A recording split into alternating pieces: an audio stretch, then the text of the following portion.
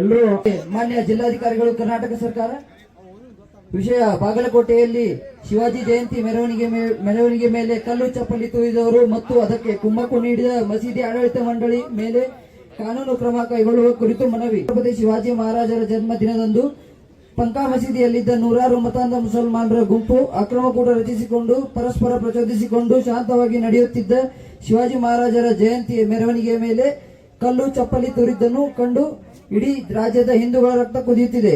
ಘಟನೆ ನಡೆದಾಗಲೆಲ್ಲ ಪೊಲೀಸ್ ಇಲಾಖೆ ಅದನ್ನು ಒಂದು ಸಾಮಾನ್ಯ ಘಟನೆ ಎಂದು ಕೇಸ್ ದಾಖಲಿಸಿ ಕೈ ತೊಳೆದುಕೊಳ್ಳುತ್ತಿರುವುದು ಈ ಮತಾಂಧ ಮುಸ್ಲಿಂ ಪುಂಡರಿಗೆ ಮತ್ತೆ ಮತ್ತೆ ಗಲಭೆ ಎಬ್ಬಿಸಲು ಪ್ರಚೋದನೆ ನೀಡಿದಂತಾಗಿದೆ.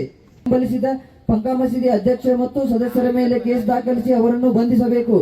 ಕಳೆದ 50 ವರ್ಷಗಳಿಂದ ಪಂಕಾ ಮಸೀದಿ ಎದುರಿಗಿನ ರಸ್ತೆ ತಮ್ಮ ಖಾಸಗಿ ಆಸ್ತಿ ಎಂಬಂತೆ ವರ್ತಿಸುತ್ತಿರುವ ಮಸೀದಿ ಆಡಳಿತ ಮಂಡಳಿ ಪ್ರತಿ ಸಾರಿ ಸದರಿ ಮಸೀದಿ ಮುಂದೆ ಸಾರ್ವಜನಿಕ ರಸ್ತೆ ಮೇಲೆ ಹಾದು ಹೋಗುವ ಗಣೇಶ, ಹೋಳಿ, ಹನುಮ ಜಯಂತಿ ಮುಂತಾದ ಮೆರವಣಿಗೆಗಳ ಮೇಲೆ ಮುಸ್ಲಿಂ ಪುಂಡರನ್ನು ಮುಂದೆ ಬಿಟ್ಟು ಜಗಳ ತೆಗೆದು ಗಲಭೆ ನಡೆಸಿರುವುದು ಪೊಲೀಸ್ ದಾಖಲೆಗಳಲ್ಲಿ ಮತ್ತು ಹಿಂದಿನ ಪತ್ರಿಕೆಗಳಲ್ಲಿ ಕಾಣಬಹುದು. ಹೀಗೆ ಬಂದ ಅನಾಮಧೇಯ ವ್ಯಕ್ತಿಗಳು ಇಲ್ಲಿ ಅಪರಾಧ ಪ್ರಕರಣಗಳಲ್ಲಿ ಭಾಗವಹಿಸಬಹುದು ಅಥವಾ ಈ ಮೊದಲೇ ಅಪರಾಧ ಪ್ರಕರಣಗಳಲ್ಲಿ ಭಾಗವಹಿಸಿರಬಹುದು.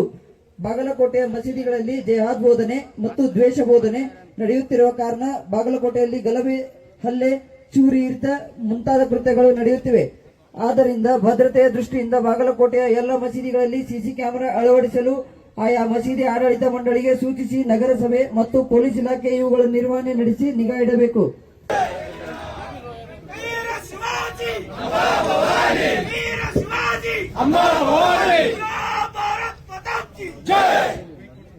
ಹರಿ ಓಂ. ತಮ್ಮೆಲ್ಲರ ಮನವಿಯನ್ನು ಸ್ವೀಕರಿಸಿದ್ದೇನೆ. ಏನು ಮನವಿಯಲ್ಲಿ ಅಂಶಗಳು ಏನು ಕೊಟ್ಟಿದ್ದಾರಲ್ಲ ಅದನ್ನು ಕಾನೂನು ಪ್ರಕಾರ ನಾವು ಕ್ರಮ ಕೈಗೊಳ್ಳುತ್ತಂತ ತಮಗೆ ತಿಳಿಸ್ತಾ ಇದ್ದೀನಿ.